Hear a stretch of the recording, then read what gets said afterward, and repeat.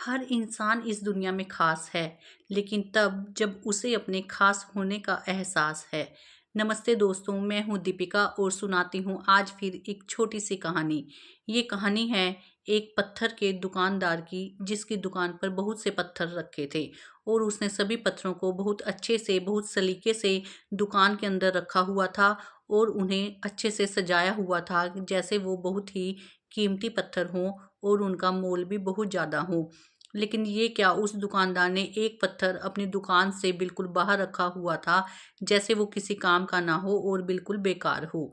तो अचानक उसकी दुकान के पास से एक मूर्तिकार निकला और उसने कहा कि आपकी दुकान में बहुत सुंदर सुंदर से पत्थर हैं, लेकिन मैं इस बात को देखकर हैरान हूँ कि इस पत्थर को बिल्कुल बाहर क्यों रखा हुआ है, किस लिए रखा हुआ है। तब मूर्तिकार ने अपना माथा पीटते हुए कहा कि इस पत्थर के कारण मैं 10 साल से बहुत परेशान हूँ। कोई भी आदमी इस पत्थर को लेने के लिए तैयार नहीं है, बल्कि ये पत्थर इतना बड़ा है कि इसने मेरी दुकान में बहुत ज़्यादा जगह घेरी हुई थी, जिस कारण मैं अनमोल पत्थरों को नहीं रख पा रहा था। तो अब मेरे मन में ये विचार आया, क्यों ना मैं इस पत्थर को ही अपनी दुकान से बाहर रख दूं, और मैंने अच्छे अच्छे सजीले पत्थरों को अपनी दुकान के अंदर रख दिया। तो मूर्तिकार ने कहा कि ऐसा आपको नहीं करना चाहिए था। तब दुकानदार ने कहा कि यदि आपको इसमें कुछ भी इंटरेस्ट है या कुछ अच्छा चीज़ दिखाई देता है, तो आप इस पत्थर को ले जा सकते हो। आप टेंशन मत लीजिए, मैं आपको ये पत्थर फ्री में दे दूंगा। बल्कि इतना ही नहीं, अगर आप कहें तो मैं इस भारी भरकम पत्थर को आपके घर पर पहुंचा सकता हूं और पहुंचाने का किराया भी नहीं लूंगा। तो उस मूर्तिकार ने अपना सिर हिलाया और हामी भर दी।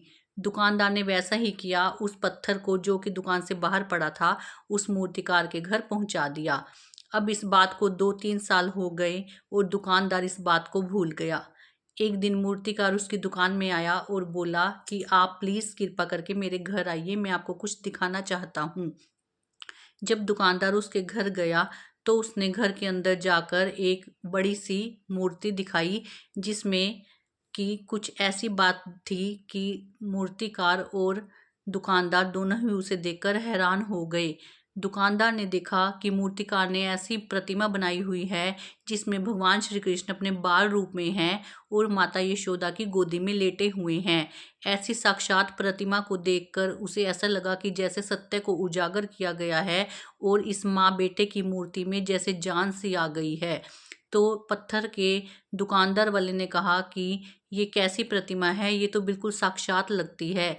ऐसा सुंदर पत्थर तुम कहाँ से लाए? मूर्तिकार ने कहा कि साहब, आप शायद भूल गए हैं कि 2 या 3 साल पहले मैं आपकी दुकान पर आया था और आपने इस पत्थर को बेकार समझकर मुझे दे दिया था, और यहाँ तक कि आपने फ्री में इसे मेरे घर तक भी छुड़ाया था कि आपके घर मैं इस पत्थर को फ्री में भिजवा दूंगा। मैंने उसी पत्थर को तराश कर ये मूर्ति बनाई है। तब वो दुकानदार इस चीज़ को देखकर हैरान हुआ कि मैं जिसे बेकार समझता था, इस मूर्तिकार ने उसे तराश कर, उसे परख कर कितनी सुंदर प्रतिमा बना दी।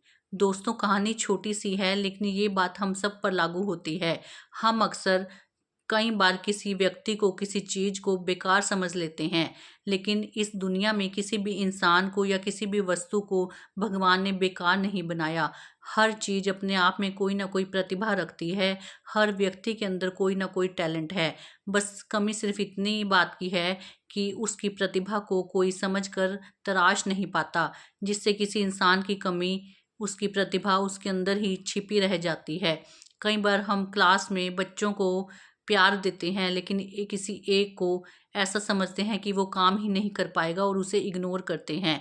ऐसे ही माँ बाप अपने 3 या 4 बच्चों में से किसी एक बच्चे को ऐसा समझते हैं कि ये किसी काम का नहीं है और आगे चलकर ये कुछ नहीं कर पाएगा।